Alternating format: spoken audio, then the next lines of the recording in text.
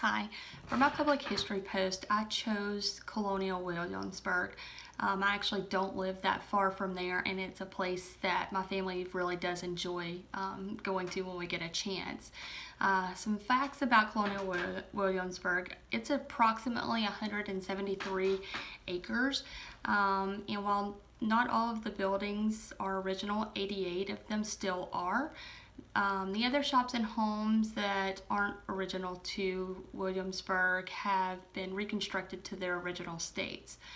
Williamsburg was the capital of Virginia from 1699 to 1780 when Thomas Jefferson moved the capital to Richmond, where it currently is. Restorations on Colonial Williamsburg began in 1926 and were led by Reverend W.A.R. Goodwin and John D. Rockefeller Jr. Colonial Williamsburg is considered the largest living history museum in the world and really does submerge the visitors into the day-to-day life of Virginia colonials. There are actors that play the part of everyone from the tradesmen and women to the leaders of the time. It's laid out.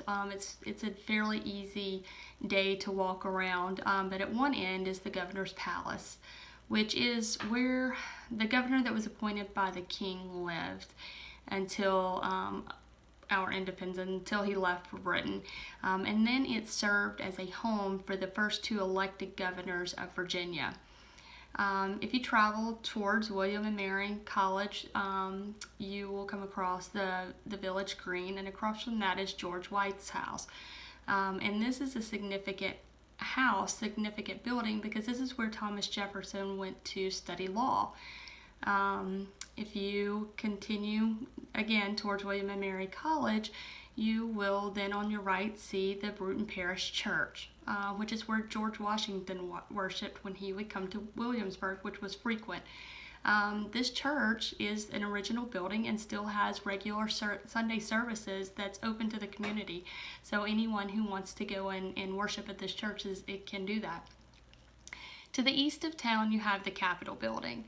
And this is one of the most fascinating buildings in this area to me because of all the historic events that took place. This is where Patrick Henry issued his resolutions to the Stamp Act. This is also where the Virginia Declaration of Rights, which was authored by George Mason, was adopted in 1776. And as we know, this was the blueprint for our nation's Declaration of Independence, and included things like your freedom of press and religion and your right to trial by jury. So a lot of important things really did happen in that area.